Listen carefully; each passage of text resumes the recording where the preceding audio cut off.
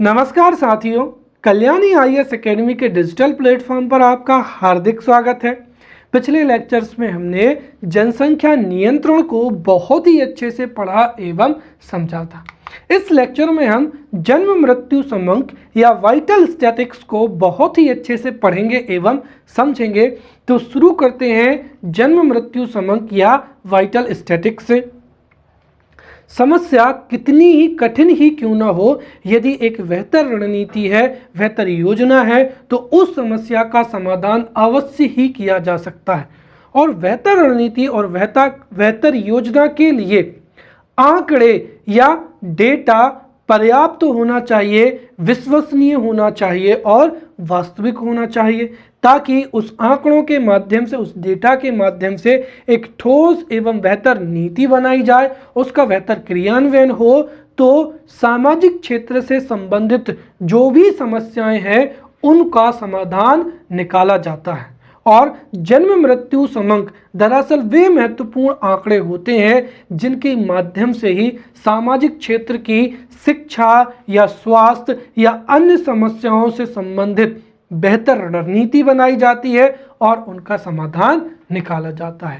इस तरीके से देखा जाए तो जन्म मृत्यु दर देश में लाइव जन्म मृत्यु समंक देश में लाइव जन्म मृत्यु प्रवास, जिसको माइग्रेशन कहते हैं, या भ्रूण मृत्यु, विवाह और तलाक पर एकत्रित महत्वपूर्ण डाटा एवं महत्वपूर्ण आंकड़े होते हैं।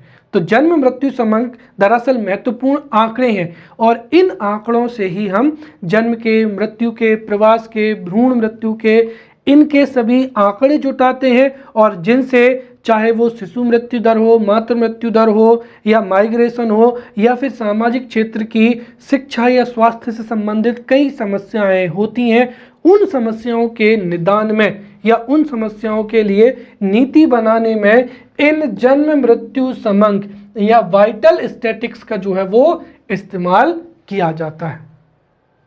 अब हमारे देश में अगर कोई भी नीति बन चुकी है और वो क्रियान्वित है, तो सीधी सी बात है उसमें लाभार्थी, वर्तमान लाभार्थी कौन से हैं, और उसमें से जो लाभार्थी जिनकी मृत्यु हो चुकी है उनको हटाना भी जरूरी है, और जो योग्य लाभार्थी हैं उनको उसमें नाम जोड़ना भी है। इस दृष्टि से जो जन्म मृत्यु समंक हैं इनको निरंतर जो है एकत्रित किया जाता है, और जन्म मृत्यु समंक किसी भी योजना के क्रियान्वयन एवं निर्धारण में अपनी महत्वपूर्ण भूमिका निभाते हैं।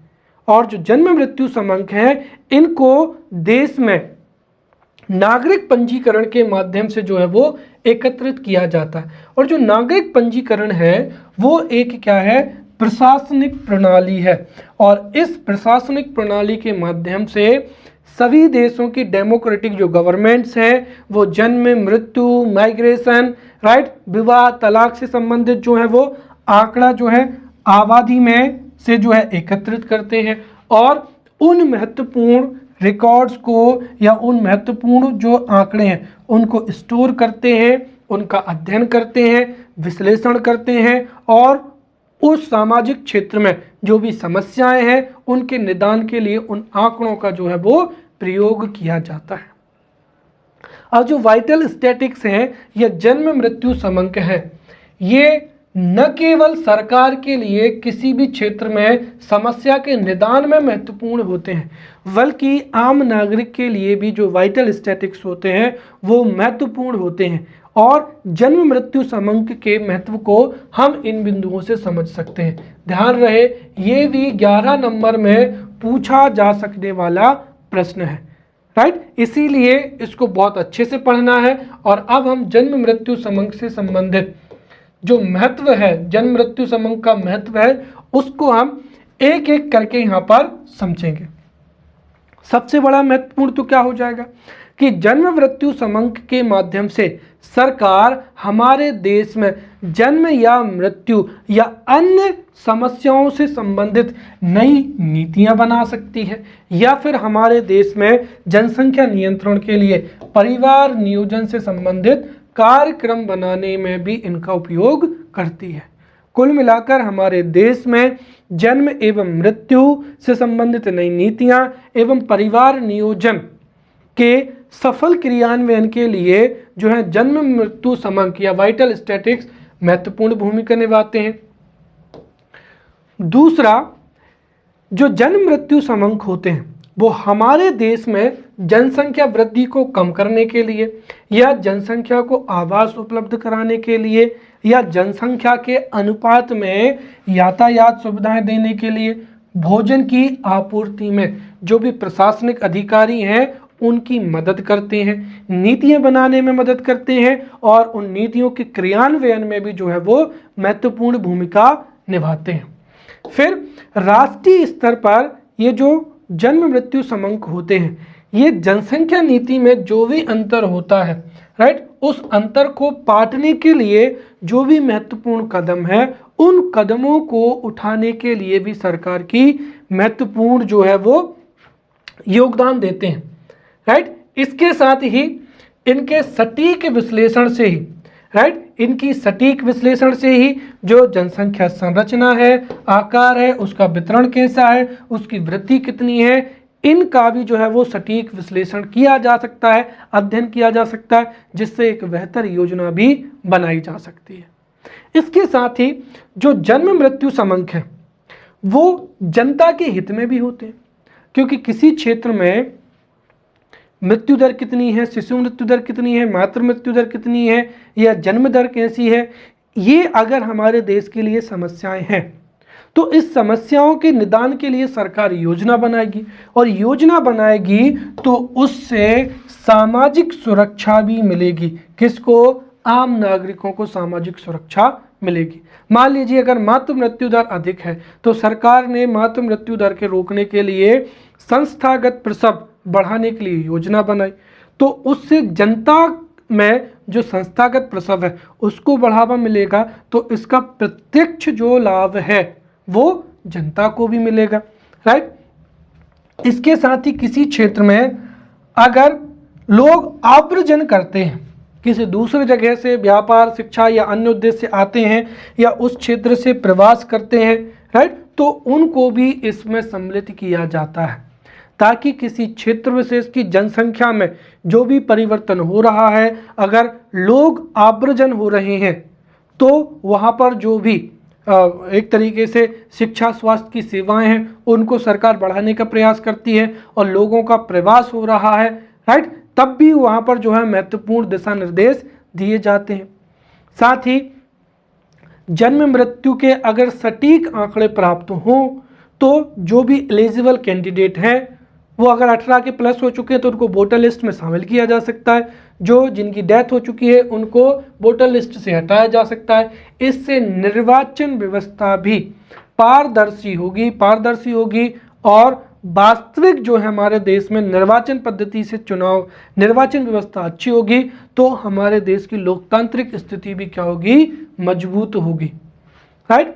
इसके साथ ही एक तरीके से नियंत्रण, अगर केंद्र सरकार हमारे राज्यों में सामाजिक स्थिति या जन्म मृत्यु या अन्य सामाजिक जो योजनाएं हैं उनके निराकरण के लिए अगर दिशा निर्देश देती है तो वहाँ पर भी जो है जो रिपोर्ट है, राइट, जन्म मृत्यु समांक द्वारा उनका सटीक विवरण जो है प्राप्त करने के लिए भी दिशा निर्देश दे सकती है, राइट, ताकि केंद्र सरकार भी हमारे देश में जो जनसंख्या वृद्धि दर है, मातृ मृत्यु दर है, शिशु मृत्यु दर है, राइट, जन्म दर है, मृत्यु दर है, उस पर अध्ययन कर सके और एक बेहतर नीति जो है वो सामने ला सके। फिर जनसंख्या वृद्धि के कारण जो कई संक्रामक रोग होते हैं, राइट, जैसे मलेरिया, चिकन पॉक्स, ट्यूबरक्लोसिस, इनके कारणों को भी जनसंख्या बढ़ने की वजह से या अन्य कारणों की वजह से जो है सरकार के समक्ष भी रखा जा सकता है और जिससे सरकार उन समस्याओं के निदान के लिए आगे जाकर नागरिकों के हित में नीति भी बनाएगी। जन्म मृत्यु समांक में न केवल जन्म के, मृत्यु के, विधवा विवाह के, तलाक के आंकड़े एकत्रित किए जाते हैं बल्कि पारंपरिक रीति रिवाजों का भी जो है वो अध्ययन किया जाता है। इससे भी एक महत्वपूर्ण डाटा प्राप्त होगा जिससे सामाजिक संरचना को समझने में सहायता होगी, और सामाजिक संरचना को अगर हमने समझ लिया तो सामाजिक हित में भी हम एक अच्छी नीति बना पाएंगे। राइट, इसके साथ ही जन्म मृत्यु, राइट, भ्रूण हत्या, विवाह आदि से जो आंकड़े हैं वो आंकड़े भी सरकार के सामने जब प्रस्तुत होंगे, और अगर जैसे हमने मान लिया कि किसी क्षेत्र विशेष में जन्म दर अधिक है या किसी क्षेत्र में भ्रूण हत्या अधिक हो रही है, राइट, या किसी क्षेत्र में मृत्यु दर अधिक है, तो सरकार के सामने ये इन आंकड़ों की वजह से जो है सरकार भी प्रयास करेगी कि उन क्षेत्रों में जो भी विसंगतियां हैं, जो भी समस्याएं हैं, उनको दूर किया जा सके। राइट, इसके साथ ही जन्म मृत्यु के जो समांक है उनके द्वारा जो जितनी भी आंकड़े हैं उनको परिभाषित भी कर सकते हैं। राइट, जैसे भ्रूण की परिभाषा क्या है, भ्रूण का वजन, मृत्यु का कारण, राइट, इत्यादि से संबंधित जब कई प्रकार के आंकड़े एकत्रित किए जाते हैं और अलग अलग क्षेत्रों से एकत्रित किए जाते हैं, तो उससे अलग अलग क्षेत्रों के लिए, राइट, अलग अलग समुदाय के लिए एक बेहतर नीति बनाने के लिए भी उन आंकड़ों का हम प्रयोग कर सकते हैं, जिससे सामाजिक विकास होगा और स्वास्थ्य नीतियां भी जो है वो अच्छे से सफल हो पाएंगी।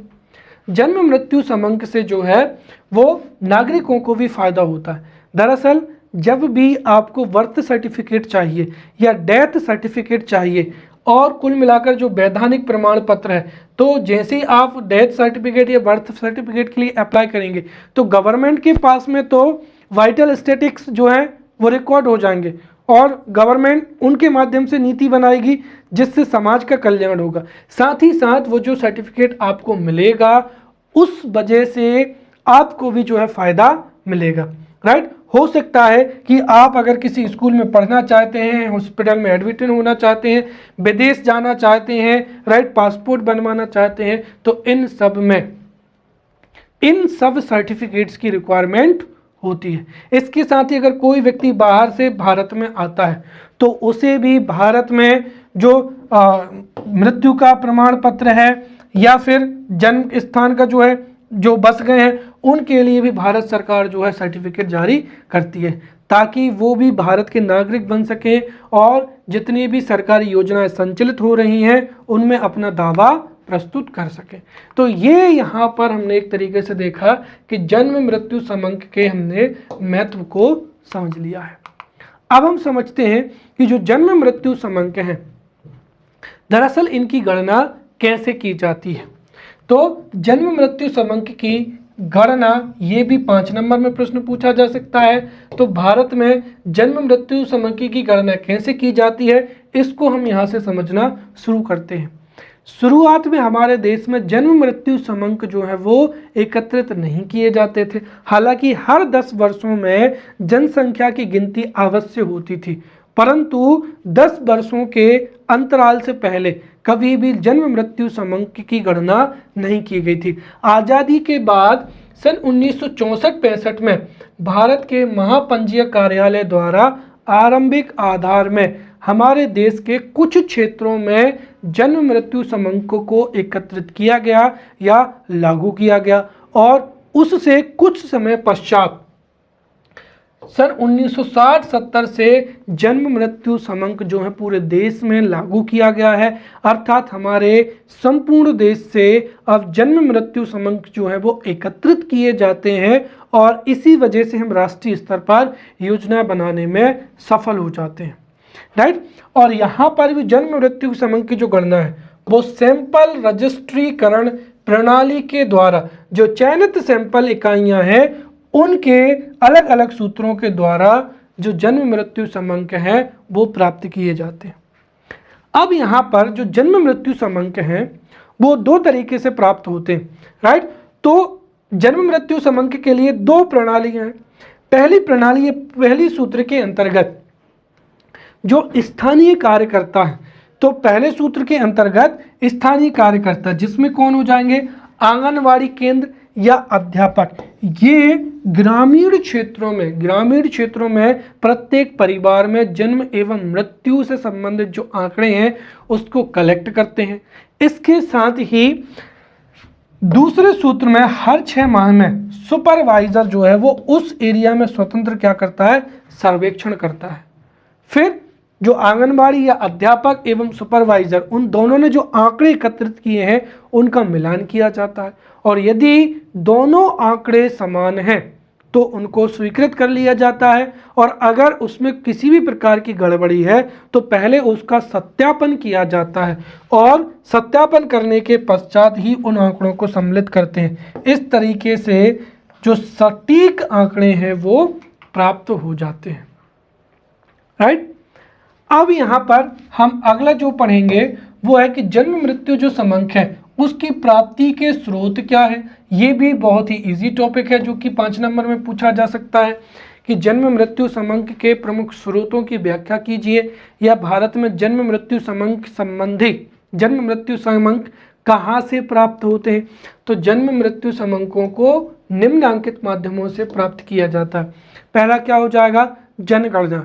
भारत में हर 10 वर्षों में नियमित रूप से जो है वो जनगणना की जाती है, और भारत में जनगणना के माध्यम से भी भारत में जन्म है, मृत्यु है, आयु है, लिंग, धर्म, व्यवसाय, साक्षरता, आय इत्यादि से संबंधित महत्वपूर्ण जन्म मृत्यु समंक जो है वो प्राप्त हो जाते हैं। राइट। दूसरा हो जाएगा जनसंख्या रजिस्टर। अब अलग अलग देशों में जन्म मृत्यु समंक के कलेक्शन की अलग अलग विधियां होती हैं। दरअसल कई देशों में जनसंख्या संबंधी डाटा मेंटेन करने के लिए एक जनसंख्या रजिस्टर होता है, और इन जनसंख्या रजिस्टर में ही जो है उस देश में जन्म लेने वाले व्यक्ति, उनकी डेथ होने वाली, मृत्यु, विवाह है, तलाक है, इससे संबंधित आंकड़े मेंटेन किए जाते हैं। उदाहरण के तौर पर Finland, Sweden, Belgium, Taiwan, Israel इत्यादि। फिर तीसरा हो जाएगा राष्ट्रीय प्रतिदर्श पंजीकरण योजना। अब जो राष्ट्रीय प्रतिदर्श पंजीकरण योजना है, इस योजना में प्रत्येक समुदाय से आंकड़े इकट्ठे किए जाते हैं। दरअसल किसी भी क्षेत्र में एक प्रमुख समुदाय जो है, धार्मिक समुदाय भी हो सकता है, वो जन्म मृत्यु एवं विवाह के संबंध में जो है वो आंकड़े को एकत्रित करता है, और इन आंकड़ों को स्थानीय प्राधिकारियों के माध्यम से या धार्मिक नेताओं के माध्यम से जो है वो एकत्रित किया जाता है। यदि ये आंकड़े जो कि स्थानीय प्राधिकारी है या धार्मिक नेता है, अगर ये अधिकारी इन आंकड़ों को व्यवस्थित तरीके से रखते हैं तो इनसे भी उस क्षेत्र की प्रजनन क्षमता, मृत्यु दर, जन्म दर, विवाह का प्राक्कलन करने के लिए इनका जो है वो प्रयोग किया जाता है। फिर राष्ट्रीय प्रतिदर्श सर्वेक्षण हो जाएगा, जिसका महत्वपूर्ण कार्य होता है देश में सर्वेक्षण करना। और जो राष्ट्रीय प्रतिदर्श सर्वेक्षण है, ये हमारे देश में सर्वेक्षण की तकनीकों का, आधुनिकतम तकनीकों का प्रयोग करते हुए व्यापक पैमाने पर सर्वेक्षण करता है, और इन सर्वेक्षण से भी सामाजिक क्षेत्र के और आर्थिक क्षेत्र के कई महत्वपूर्ण आंकड़े प्राप्त होते हैं। फिर स्वास्थ्य सेवा रिकॉर्ड हो जाएगा। राइट। हमारे देश में जो सामुदायिक या प्राथमिक केंद्र हैं, प्राथमिक स्वास्थ्य सेवा केंद्र हैं या अस्पताल हैं, उनमें जितनी भी, जैसे प्रसव के दौरान अगर माता की मृत्यु हो जाती है या किसी रोग की वजह से मृत्यु होता है, या उसमें जितने बच्चे जन्म लेते हैं, या फिर बाल अवस्था के दौरान बच्चों को कई प्रकार की समस्याएं होती हैं, टीकाकरण जैसी जो महत्वपूर्ण जानकारी है, ये जो है इन स्वास्थ्य सेवा केंद्रों में जो है वो एक तरीके से एकत्रित किया जाता है, और इन स्वास्थ्य सेवा केंद्रों से जो है स्वास्थ्य सेक्टर द्वारा जो बनाए गए रिकॉर्ड होते हैं, उनसे भी जन्म मृत्यु समंक जो है वो प्राप्त किए जाते हैं। फिर क्या हो जाएगा, विशेष सर्वेक्षण हो जाएगा। अगर कोई विशेष तथ्य को जानना है, जैसे मृत्यु दर को जानना है, शिशु दर को जानना है, तो उसके लिए विशेष सर्वेक्षण भी हो सकता है, जो कि हो सकता है समुदाय के सदस्यों के द्वारा, गांव के एजेंट के द्वारा, स्थानीय कर्मचारियों के द्वारा या अनुसंधानकर्ताओं के द्वारा घर घर जाकर जी जो है वो संपन्न कराया जा सकता है। और जो विशेष सर्वेक्षण है वो मुख्य रूप से अध्ययन के लिए या विश्लेषण के लिए ग्रामीण क्षेत्रों में घर घर जाकर जो है वो आंकड़े एकत्रित किए जाते हैं, राइट। फिर रोग संबंधी रजिस्टर हो जाएगा, तो अस्पतालों में भी रोग संबंधी रजिस्टर होता है, जिससे उस हॉस्पिटल में कितने रोग से कितने पीड़ित हुए, कितने लोगों की मृत्यु हुई, ये एक रिकॉर्ड मेंटेन किया जाता है। और अगर किसी विशेष रोग से व्यक्तियों की मृत्यु हो जाती है, राइट, तो वो आंकड़ा भी हमें बहुत ही महत्वपूर्ण आंकड़े प्रदान करता है। अब जन्म मृत्यु समंक का महत्व क्या होता है, इसको आप इससे समझना। वर्तमान समय में आपको पता होगा कि वर्तमान समय में कोरोना ने भारत में बहुत ही अधिक क्या मचाई है, तबाही मचाई है, राइट। जिसके लिए सरकार का दायित्व भी बनता है कि ऐसे नागरिक जिनकी कोरोना की वजह से जान चली गई है, उनको सरकार वित्तीय सहायता दे, ताकि वो फैमिली जो है वो भविष्य में सर्वाइव कर सके। लेकिन विडंबना ये है कि सुप्रीम कोर्ट तो आदेश दे चुका है कि सरकार को हर एक कोरोना पीड़ित को जो है वित्तीय सहायता देना चाहिए। लेकिन सवाल यही है कि दरअसल सरकार के पास में आंकड़े नहीं है कि कितने लोगों की मृत्यु कोरोना की वजह से हुई है। अब आप समझो, अगर किसी व्यक्ति के, मान लीजिए अगर किसी व्यक्ति की डेथ कोरोना की वजह से हुई है और उसके पास में डेथ सर्टिफिकेट है कि इस व्यक्ति की मृत्यु कोरोना की वजह से हुई है, तो इस आंकड़े की वजह से आगे जाकर सरकार योजना बना लेगी कि हम पर एक हितग्राही 5 लाख रुपए देंगे। जिस व्यक्ति के पास में सर्टिफिकेट होगा उसको वित्तीय सहायता मिल जाएगी। हाँ, एक तरीके से हमारा जो सामाजिक मनोबल कम हुआ है वो सामाजिक मनोबल कम हो जाएगा, हितग्राही के परिवार को जो है वो रुपए मिल जाएंगे और ये हमारे हित में होगा। लेकिन आप सोचो कि अगर आंकड़े ही नहीं होंगे तो फिर बताइए सरकार योजना कैसे बनाएगी, राइट। तो इसीलिए ये जो है जन्म मृत्यु समंक ये महत्वपूर्ण भूमिका निभाते हैं। अब हम समझते हैं कि जो जन्म मृत्यु समंक है ये तो आंकड़े हैं, लेकिन इन आंकड़ों को जब एकत्रित किया जाता है तो विभिन्न फॉर्मूलों में प्रोसेस करके इन आंकड़ों का निर्धारण किया जाता है और माप भी की जाती है। तो इन जन्म मृत्यु समंक का जो आंकड़े होते हैं, जो रॉ आंकड़े होते हैं, उनको विभिन्न फॉर्मूलों के माध्यम से मापा जाता है और उनसे कुछ महत्वपूर्ण जो जन्म मृत्यु समंक के आंकड़े हैं फिर वो जन सामान्य में रखे जाते हैं। तो जन्म और मृत्यु समंक की जो माप एवं निर्धारित से तथ्य हैं ये भी 3 नंबर में या 5 नंबर में पूछे जा सकते हैं, जिनको हम एक एक करके जो है वो पढ़ते चले जाएंगे। सबसे पहला हो जाएगा यहाँ पर कुल प्रजनन दर। हो सकता है 3 नंबर में कुल प्रजनन दर ही पूछ ली जाए, और पिछले जो परीक्षाएं हैं उनमें तो प्रजनन दर हो, शिशु मृत्यु दर हो, शिशु जन्म दर हो, इसके बारे में बहुत से प्रश्न भी पूछे गए। तो हम समझते हैं टोटल फर्टिलिटी रेट TFR। तो कुल प्रजनन दर क्या होती है, दरअसल किसी निर्धारित वर्ष में प्रति 1000 जनन योग्य महिलाएं, राइट, और विशेषकर इसमें 15 से 49 वर्ष की जो है महिलाओं को काउंट किया जाता है, क्योंकि 15 से कम वर्ष और 15 के बाद में जो है वो गर्भ धारण करना जो है कठिन होता है। तो एक निर्धारित वर्ष में प्रति 1000 जनन योग्य आयु वाली महिलाओं के द्वारा पैदा किए गए बच्चों की जो औसत संख्या है, राइट, उसे ही उस क्षेत्र विशेष की कुल प्रजनन दर कहा जाता है। अब भारत में अगर हम देखें तो भारत में कुल प्रजनन दर कितनी है, 2.4 है।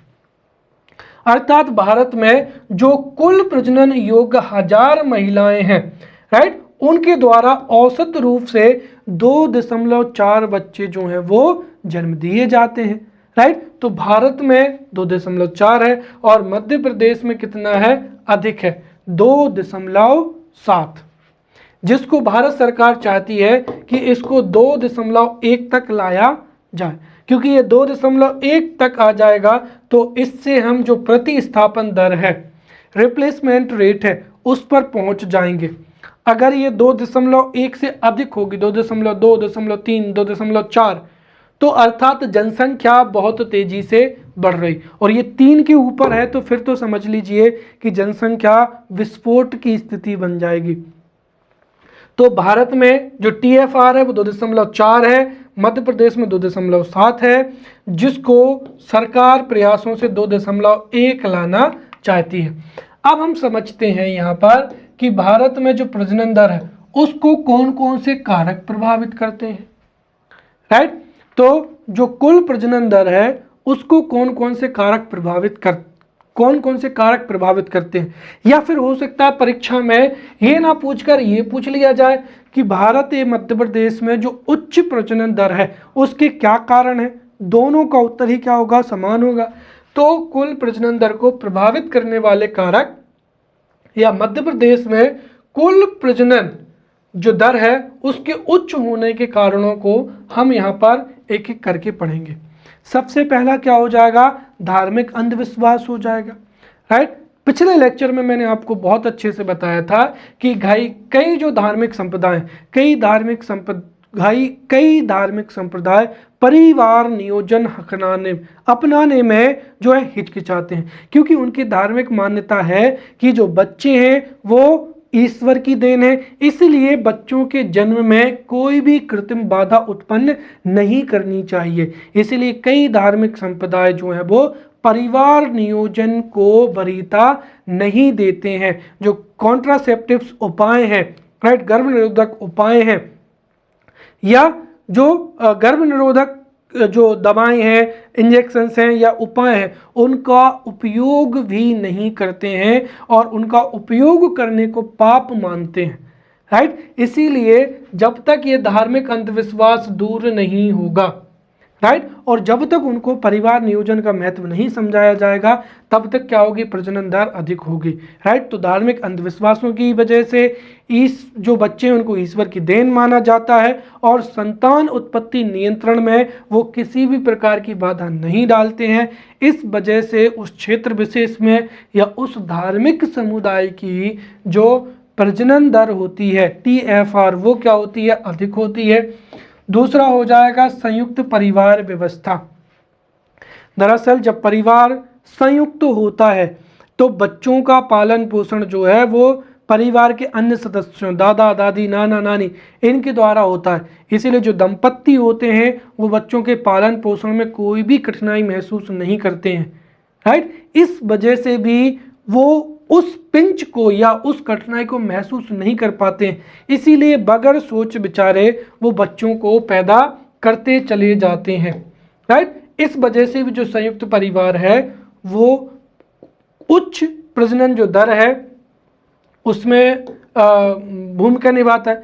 तीसरा हो जाएगा परिवार नियोजन एवं जन्म नियंत्रण उपायों की क्या हो जाएगी, आंशिक असफलता हो जाएगी।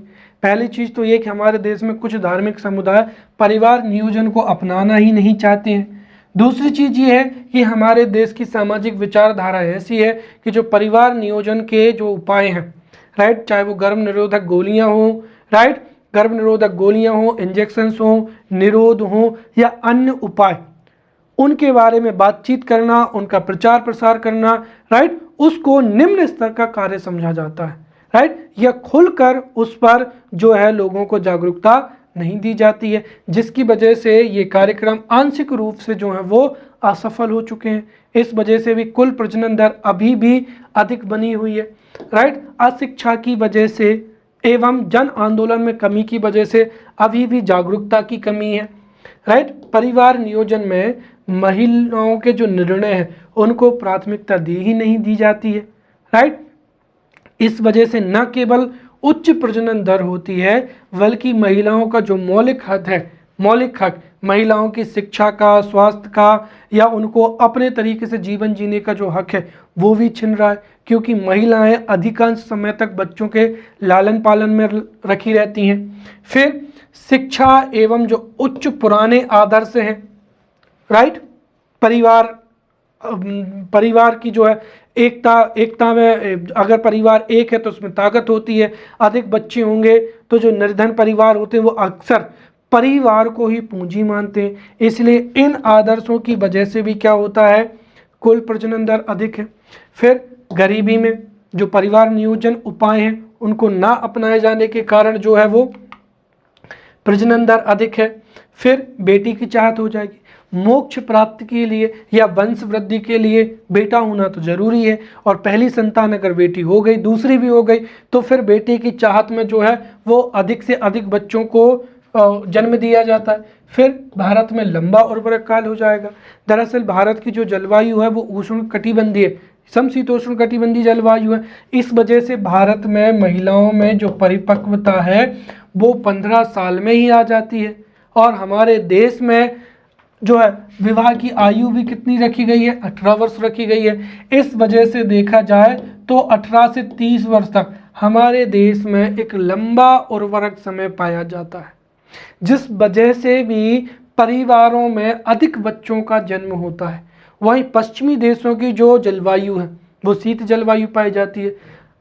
प्राकृतिक रूप से वहाँ पर जो महिलाओं में परिपक्वता है वो भी 20 से 25 वर्ष के बीच में आती है। इसी वजह से उन देशों में जो उर्वरक समय है वो भी कम पाया जाता है। इस वजह से भी वहाँ पर जो है जनसंख्या वृद्धि दर कम होती है। फिर कृषि आधारित जो है ग्रामीण व्यवस्था है, राइट, और हमारी प्राचीन ग्रामीण व्यवस्था में कृषि में अधिक लोगों की आवश्यकता होती है, इसलिए एक विचारधारा है कि परिवार में जितने अधिक सदस्य होंगे उससे खेती बाड़ी करने में सहूलियत होगी, राइट। ये विचार करना भूल जाते हैं कि जितने अधिक लोग होंगे उतनी अधिक आवश्यकताएं भी होंगी, और कृषि तो वैसे ही मानसून का जुआ है, लेकिन फिर भी कृषि में सहयोग देने के लिए अधिक लोग होंगे। इस तरीके की जो विचारधारा है वो ग्रामीण क्षेत्रों में आज भी है, जिसकी वजह से भी परिवार नियोजन नहीं होता है और कुल प्रजनन दर अधिक है। फिर हमारे देश की जलवायु, जिसकी वजह से परिपक्वता जल्दी आ जाती है। कम उम्र में शादी, ये और एक बड़ा महत्वपूर्ण कारण है। एक तो परिपक्वता पहले ही आ जाती है, ऊपर से और पहले जल्दी शादी कर देते हैं, कई बार तो 18 साल की आयु भी नहीं होती है। भारत में आज भी ग्रामीण क्षेत्रों में बाल विवाह पाया जाता है। 15 से 18 साल की लड़कियों की जो है शादी कर ली जाती है। भाई अगर कानून की जानकारी मिल जाती है तो उस विवाह को रोक दिया जाता है, अदरवाइज बड़े पैमाने पर जो है 17-18 वर्षों की जो है लड़कियों की शादी कर दी जाती है। इस वजह से भी एक लंबा उर्वरक समय होता है। फिर शिशु मृत्यु जो दर है वो क्या होती है, अधिक होती है। अब क्या होता है, अगर कम उम्र में शादी होगी तो गर्भावस्था भी अर्ली एज में हो जाएगी, और कई बार जो है 15, 16 या 17, 18 वर्ष की आयु में गर्भधारण होता है, तो कई प्रेगनेंसी में कई कॉम्प्लेक्सिटी होती हैं, जिसकी वजह से कई बार शिशु मृत्यु दर भी हो जाती है। और इस वजह से फिर सोचते हैं कि अधिक शिशु को जन्म दें, ताकि अगर 1-2 शिशुओं की मृत्यु भी हो जाती है तब भी उनको बुढ़ापे की लाठी उनकी जीवित रहे, राइट। फिर पक्षपातपूर्ण व्यवहार हो जाएगा। इस पर हम चर्चा कर चुके हैं कि हमारे देश में कुछ धार्मिक समुदायों के लिए परिवार नियोजन है वो अपना रहे हैं, या उनके लिए जो है शादी के विवाह के तलाक से संबंधित कानून है। वहीं कुछ धार्मिक समुदायों को एक से अधिक शादी करने के लिए जो है प्राथमिकता दी जाती है। उल्टा वो धार्मिक आधार पर परिवार नियोजन भी नहीं अपनाते हैं, जिस वजह से दूसरे समुदायों को ये लगता है कि ये तो हमारी जनसंख्या बढ़ा रहे हैं।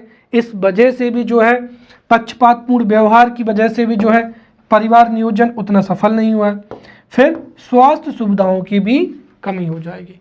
तो ये यहाँ पर कुल प्रजनन दर को प्रभावित करने वाले कारक थे। अब कुल प्रजनन दर को नियंत्रित करने के उपाय क्या हैं? दरअसल ये हम इतनी बार पढ़ चुके हैं, चाहे वो जनसंख्या नियंत्रण के उपाय हो, कुल प्रजनन दर के उपाय हो, परिवार नियोजन के उपाय हो, वही है महिला शिक्षा में वृद्धि, परिवार नियोजन। फिर परिवार जो प्रसार स्वास्थ्य सेवाओं में क्या होगा, सुधार होगा, सामाजिक जागरूकता और गरीबी निवारण। अगर ये जो जितने भी हमने यहाँ पर उपाय पढ़े, इनको ही अगर हम हल के रूप में प्रस्तुत करें तो वो ही कुल प्रजनन दर को नियंत्रित करने के उपाय हो जाएंगे। और यहाँ पर जो सबसे बड़े, चाहे जनसंख्या नियंत्रण की बात हो या कुल प्रजनन दर, उसमें महिला शिक्षा बहुत अनिवार्य है, परिवार नियोजन अनिवार्य है।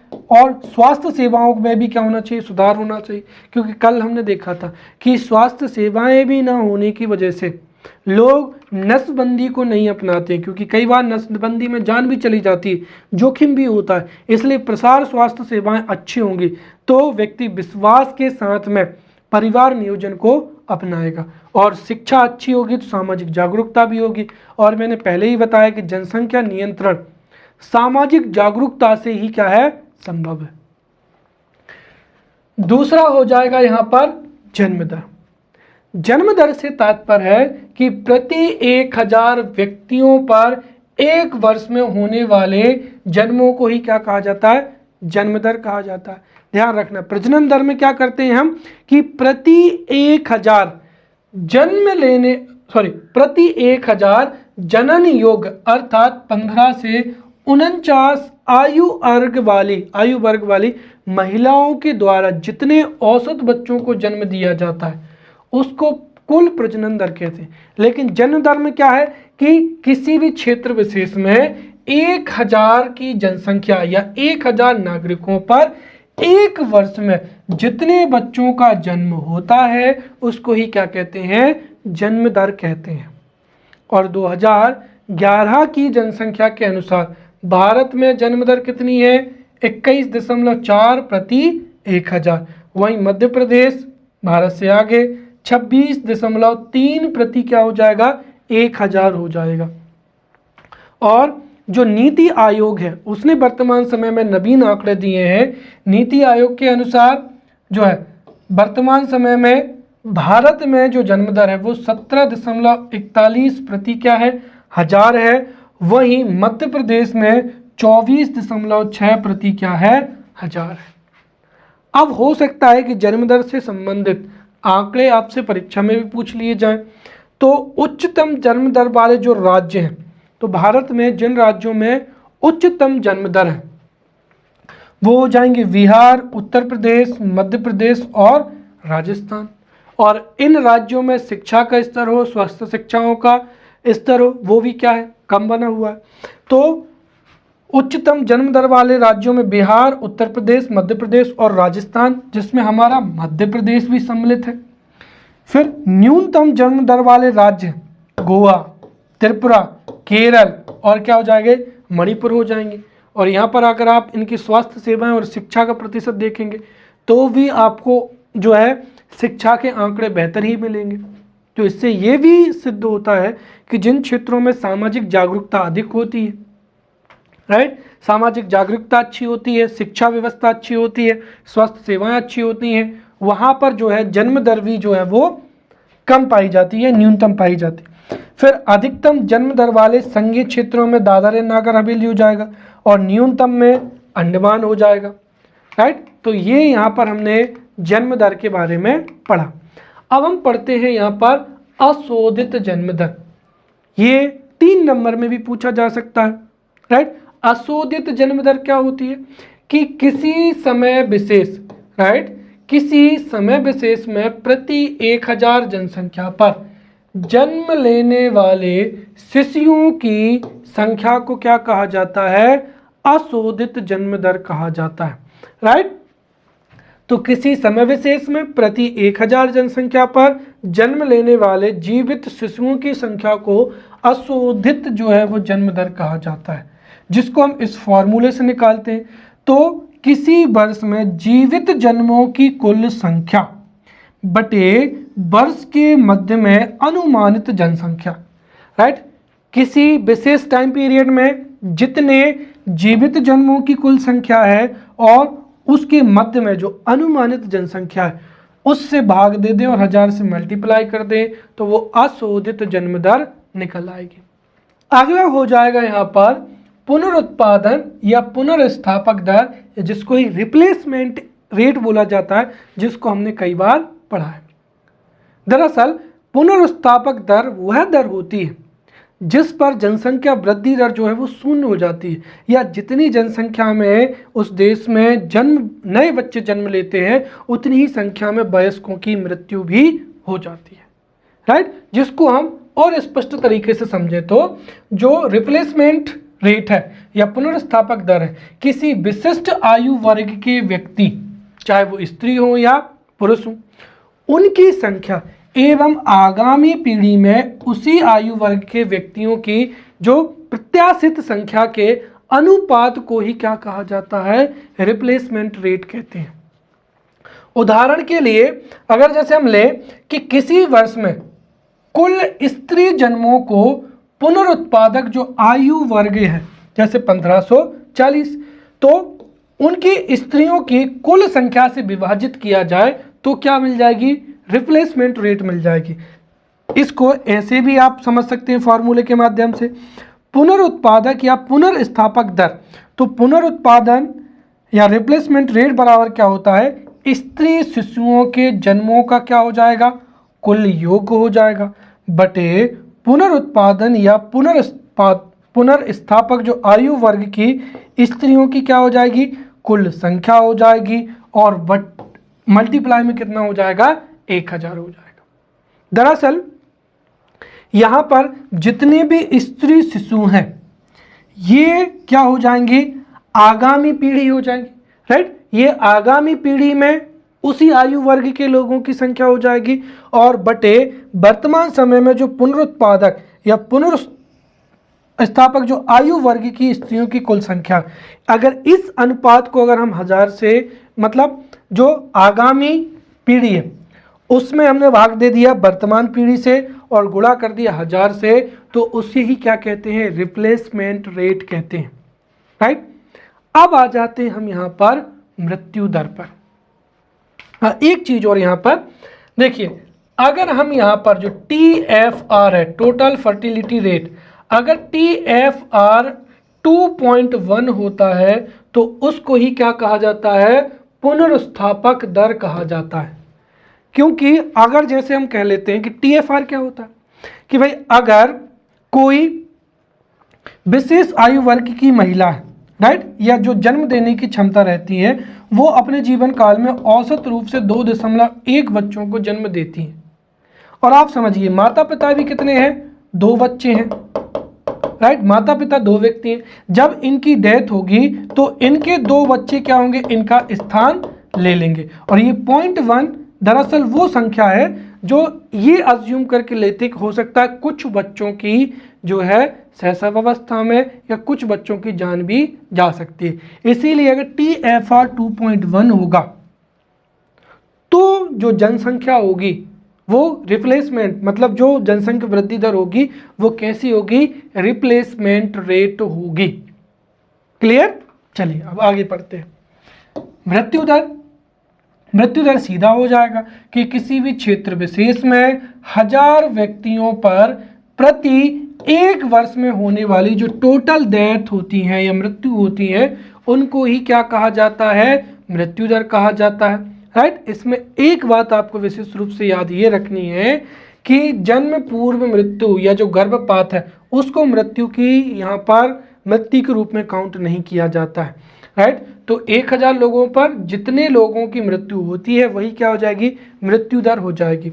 अगर मध्य प्रदेश में कितनी है, 8 व्यक्ति प्रति क्या हो जाएगी, 1000 हो जाएगी। भारत में कितनी है, 7 व्यक्ति प्रति 1000 हो जाएगी।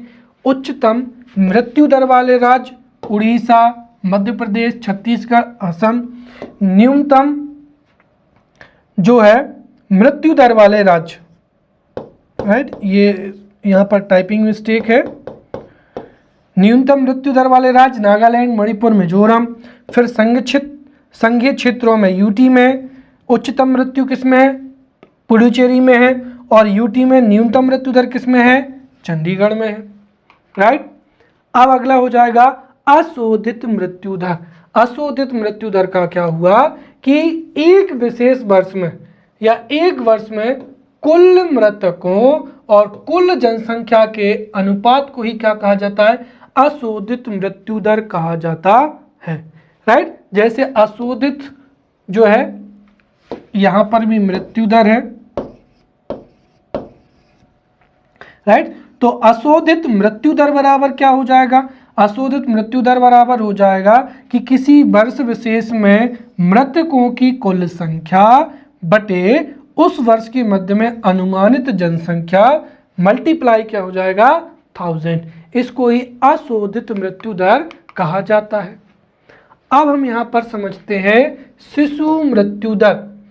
तो किसी क्षेत्र विशेष में एक वर्ष में प्रति 1000 जीवित जन्मे शिशुओं की संख्या, जैसे किसी क्षेत्र विशेष में एक निश्चित वर्ग में अगर 1000 जीवित शिशुओं ने जन्म लिया तो उनमें से एक वर्ष, ध्यान रखें कब, एक वर्ष या उससे कम उम्र वाले जितने भी शिशुओं की मृत्यु हो जाती है तो इस दर को ही क्या कहा जाता है, शिशु मृत्यु दर। अर्थात शिशु मृत्यु दर बराबर क्या हो जाएगा कि एक वर्ष या उससे कम उम्र आयु वाले जो शिशुओं की मौतें और उसी वर्ष में एक वर्ष में जो जीवित जन्म है उनकी कुल संख्या, अगर हम कुल मौतों की संख्या को जो है एक वर्ष में जीवित सभी जन्मे बच्चों की संख्या से भाग दे दें और 1000 का गुणा कर दे तो वही क्या कहलाएगा, शिशु मृत्यु दर कहलाएगा। और मध्य प्रदेश में कितना है, 47 प्रति 1000, जो कि बहुत ऊंचा है। इसका मतलब ये हुआ कि मध्य प्रदेश में 1000 जीवित जो बच्चे होते हैं उनमें से या 1000 बच्चों पर जो है 47 जो बच्चे हैं उनकी क्या हो जाती है, मृत्यु हो जाती है। तो मध्य प्रदेश में शिशु मृत्यु दर कितनी है, 47 प्रति 1000। फिर भारत में कितनी हो जाएगी, 33 जो शिशु हैं उनकी मृत्यु हो जाती है 1000 जीवित शिशुओं पर। तो मध्य प्रदेश में 47, भारत में कितनी है, 33 हो जाएगी। अब उच्चतम जो शिशु मृत्यु दर वाले राज्य हैं उनमें कौन सा हो जाएगा, मध्य प्रदेश, असम, उड़ीसा और क्या हो जाएगा, उत्तर प्रदेश। मध्य प्रदेश की अगर हम बात करें तो मध्य प्रदेश में उच्चतम शिशु मृत्यु दर वाले जो जिले हैं उनमें पन्ना जिला हो जाएगा, सतना जिला और गुना जिला। फिर न्यूनतम शिशु मृत्यु दर वाले जो राज्य हैं, राइट, उच्चतम शिशु दर थी मध्य प्रदेश, असम, उड़ीसा, उत्तर प्रदेश में, तो न्यूनतम शिशु दर है गोवा में, केरल में और मणिपुर में। वहीं हमारे मध्य प्रदेश में ऐसे जिले जिनमें शिशु दर क्या है, न्यूनतम है, उनमें हो जाएगा इंदौर, भोपाल, ग्वालियर और जबलपुर। और अगर यूटी में बात करें तो दादर एवं नागर हवेली में उच्चतम शिशु मृत्यु दर है और पौंडीचेरी में न्यूनतम क्या है, शिशु मृत्यु दर है। अब जो शिशु मृत्यु दर है, राइट, जिसको हम क्या बोलते हैं, IMR बोलते हैं, इन्फेंट मोर्टेलिटी रेट, राइट। तो शिशु मृत्यु दर IMR ये मध्य प्रदेश में हमने देखी थी, IMR मध्य प्रदेश में है 47, भारत में है 33। और IMR को जो प्रभावित करने वाले कारक हैं उनमें सबसे पहला क्या हो जाएगा, गरीबी। गरीबी की वजह से संस्थागत प्रसव को प्राथमिकता नहीं दी जाती है, तो कई बच्चों की जान तो जीवन जो है प्रसव के दौरान ही हो जाती है, या फिर गरीबी की वजह से जो नवजात होता है उसको समय पर टीकाकरण की व्यवस्था ना देना, उचित आहार ना देना, उचित पोषण ना देना, इसकी वजह से कम समय में ही उस व्यक्ति की मृत्यु हो जाती है। कुल मिलाकर गरीबी की वजह से स्वास्थ्य सुविधाएं एवं पोषण आवश्यकताओं की पूर्ति की वजह से जो है मृत्यु जाती। दूसरा क्या हो जाएगी, निरक्षरता, राइट। जो नए दंपत्ति होते हैं उनको बच्चे की देख रेख निगरानी की उतनी जो है जागरूकता नहीं होती है। इस वजह से कई बार बच्चों को वो समय पर हॉस्पिटल नहीं ले जाते हैं, जिसकी वजह से भी 1 साल से कम उम्र के बच्चों की कई बार निमोनिया, सर्दी, जुखाम या संक्रामक बीमारियों से उनकी मृत्यु हो जाती है। फिर छोटे बच्चों की सफाई का उचित प्रबंध ना होना, राइट। फिर जीवन शैली के कारक, जैसे अगर बच्चों को प्रदूषित एवं मिलावटी दूध दिया जाए या फिर प्रदूषित वातावरण में रहने दिया जाए, तो चूंकि छोटे बच्चों की जो रोग प्रतिरोधक क्षमता होती है वो उस पूर्ण तरीके से विकसित नहीं होती है। इस वजह से वो कई बार वातावरणीय जो हार्श कंडीशन है उसको भी नहीं सहन कर पाते हैं, इसीलिए उनको गहन निगरानी की एवं गहन देखभाल की आवश्यकता होती है। फिर विवाह की आयु, अगर बाल विवाह में होता है तो माता पिता खुद जागरूक नहीं होते हैं, तो वो अपने बच्चों को अच्छे से कैसे देख रेख कर पाएंगे या कैसे सुविधाएं दे पाएंगे, इस वजह से भी बच्चे की डेथ हो जाती है। फिर कई बार एक बच्चे के जन्म के पश्चात दूसरे बच्चे के जन्म में कम अंतर होता है, इस वजह से कई बार माँ के शरीर पर भी नकारात्मक प्रभाव पड़ता है और दोनों बच्चों के पालन पोषण में कई बार जो है नवजात बच्चे पर ध्यान ना दिया जाता है तो उससे भी मृत्यु हो जाती। फिर कई प्रकार की संक्रामक एवं गैर संक्रामक रोग हो जाएंगे। फिर शिशु मृत्यु दर को कम करने के कौन कौन से उपाय हैं? तो सबसे पहला उपाय तो क्या है कि 1 वर्ष से कम उम्र के शिशु को गहन निगरानी, स्वास्थ्य सेवाओं की उपयुक्त पोषण की आवश्यकता होती है। तो स्वास्थ्य सेवाएं, निगरानी एवं जो है उपलब्ध कराने चाहिए। साथ ही रहन सहन के स्तर को भी सुधारना चाहिए। जो संक्रामक रोग हैं उन पर नियंत्रण रखना चाहिए। बच्चे को बेहतर प्रतिजैविक जो एंटीबायोटिक है वो उपलब्ध कराना चाहिए और उनका प्रयोग करना चाहिए। फिर सुरक्षित प्रसव होना चाहिए और जिसमें भी संस्थागत प्रसव, अगर अस्पताल में डिलीवरी होती है तो वो ज़्यादा सुरक्षित मानी जाती है और स्वास्थ्य देखभाल निरंतर होना चाहिए। बच्चे को उपयुक्त पोषण और पीने योग्य सुरक्षित जल देना चाहिए। फिर अगर 2 बच्चे हैं तो उनके जन्म में 3 वर्ष का अंतर रखना चाहिए और स्वास्थ्य संबंधी जो कार्यक्रम है उन पर भी ध्यान देना चाहिए।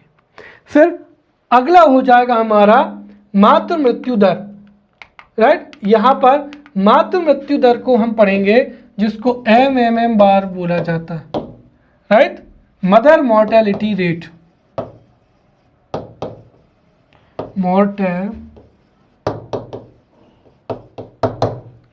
MMR बोला जाता है। तो MMR क्या होता है?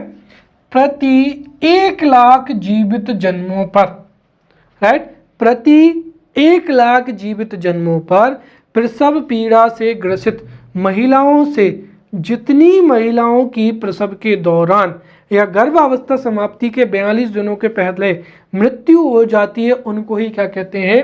मातृ मृत्यु दर कहते हैं। कुल मिलाकर प्रसव के समय, राइट, कुल मिलाकर प्रसव के समय या प्रसव के समय से 42 दिन पहले, राइट, प्रसव के समय या प्रसव के 42 दिन के पहले प्रसव पीड़ा की वजह से 1 लाख जितनी भी गर्भवती महिलाएं हैं उन 1 लाख में से जितनी भी महिलाओं की जान चली जाती है उनको क्या बोला जाता है? मातृ मृत्यु दर कहा जाता है। और मातृ मृत्यु दर भारत में वर्तमान समय में 113 है, जो कि बहुत अधिक है।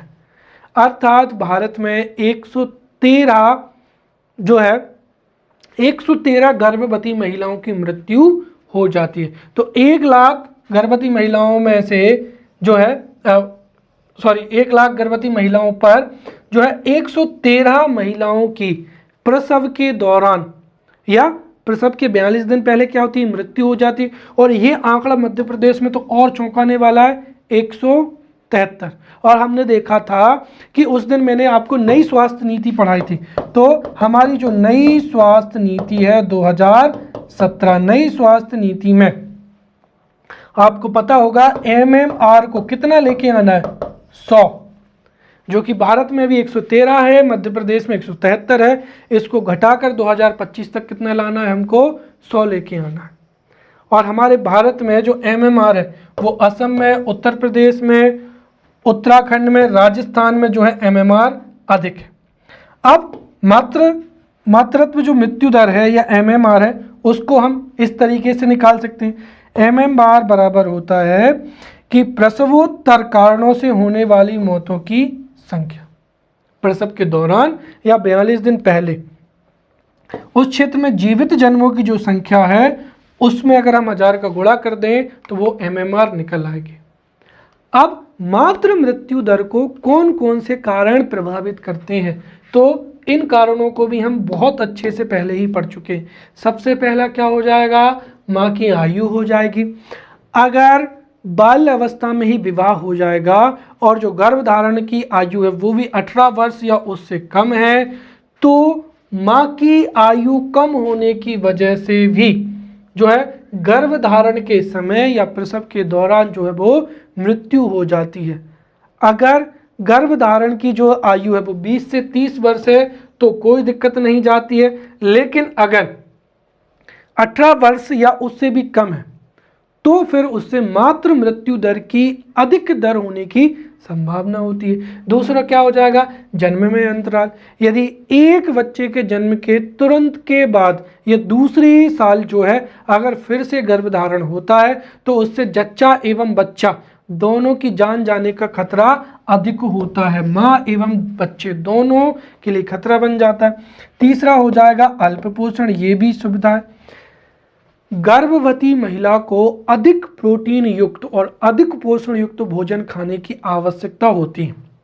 अगर पोषण युक्त भोजन नहीं मिल पाएगा, संतुलित भोजन नहीं मिल पाएगा, तो इससे गर्भवती महिला के स्वास्थ्य पर गंभीर खतरा बन जाता है और कई बार तो कुपोषण की स्थिति में या अल्प पोषण की स्थिति में माता की मृत्यु भी हो जाती है। फिर अविवेकपूर्ण क्या हो जाएगा, मातृत्व हो जाएगा। कई बार निरंतर जो है अधिक संख्या में जब बच्चे जन्म लेते हैं तो हर एक बच्चे के जन्म के पश्चात जो माता का शरीर है वो शारीरिक रूप से कमजोर होता चला जाता है और इस वजह से जब अधिक बच्चे जन्म लेंगे तो उससे माता की मृत्यु की जो दर है MMR वह भी बढ़ जाती है। फिर अगला हो जाएगा कि यहाँ पर हमारे भारत जैसे विकासशील देश हैं उनमें माँ की आयु, जन्मांतराल, अल्पोषण, अविवेकपूर्ण मातृत्व, इनके अलावा भी कई अन्य कारण हैं। जैसे क्या हो जाएगा, गरीबी की वजह से अल्प पोषण नहीं मिल पाता है या देखभाल नहीं हो पाती है, राइट। गर्भ अवस्था में देखभाल का अभाव, असुरक्षित प्रसव, चिकित्सकीय सुविधाओं का अभाव, ये भी MMR के अधिक जो रेट है या MMR अधिक होने में महत्वपूर्ण भूमिका निभाते हैं। अब यहाँ पर कुल मिलाकर अगर हम संयुक्त रूप से देखें तो भारत में MMR और IMR, राइट, भारत में MMR एवं IMR दर अधिक होने के जो कारण हैं जिनको हमने अभी पढ़ा था उनको एक तरीके से अगर हम यहाँ पर संक्षेप में समझना चाहें तो आप दोनों के उत्तर जो है वो लिख सकते हैं। हालांकि हमने इन दोनों को अच्छे से पढ़ लिया है तो MMR और अधिक IMR के जो कारण हैं उनमें पहला तो यही हो जाएगा कि गर्भावस्था या प्रसव के दौरान कई समस्याएं आती हैं। समय के पूर्व प्रसव जो होता है उस वजह से भी कई बार बच्चे की और जच्चा और बच्चा दोनों की मृत्यु हो जाती है, राइट। यदि जन्म के समय कम वजन होता है तो बच्चे की मृत्यु हो जाती है। जन्म के दौरान अगर चोटें लगती हैं तो भी उससे जो है बच्चे की मृत्यु होने की संभावना होती है। कई जन्मजात विकृतियां होती हैं, जन्म के पश्चात संक्रमण हो जाता है या चिकित्सा तथा मातृत्व देखभाल केंद्रों की क्या होती है, कमी होती है। अगर माँ की आयु कम है, 18 वर्ष से भी कम है, तो कुल मिलाकर जो माँ एवं बच्चा दोनों की जान को खतरा रहता है। फिर यदि बच्चों के जन्मों में कम अंतर होता है तो एक बार जन्म लेने के पश्चात यदि दूसरी बार जो है एज में कम अंतर होगा तो दोनों, राइट, माता एवं पुत्र या पुत्री दोनों की जान जाने की खतरा अधिक रहता है। फिर गर्भावस्था के दौरान असंतोषजनक स्थिति, ना तो अच्छा पोषण मिलना ना ही देखरेख होना। फिर माँ का खराब पोषण स्तर, इस वजह से दोनों की जान को खतरा होता है। फिर स्त्रियों की उपेक्षा या कल्याणकारी संस्थाओं का अभाव। फिर हमारे देश में स्वास्थ्य सेवाओं का भी अभाव है। फिर योग एवं अप्रशिक्षित जो दाइयाँ हैं उनका भी अभाव पाया जाता है। इस वजह से कई बार जो प्रसव है वो भी अस्वास्थ्यकर तरीके से किया जाता है, जिसकी वजह से प्रसव के दौरान ही कई बार बच्चे और माँ को कई संक्रामक बीमारियां हो जाती हैं। तो इसके साथ ही जो जन्म मृत्यु समंक है, बाइचल स्टैटिक्स है, इसको भी हमने बहुत अच्छे से और बहुत डिटेल में पढ़ लिया है। अगले लेक्चर में मिलते हैं, तब तक के लिए धन्यवाद।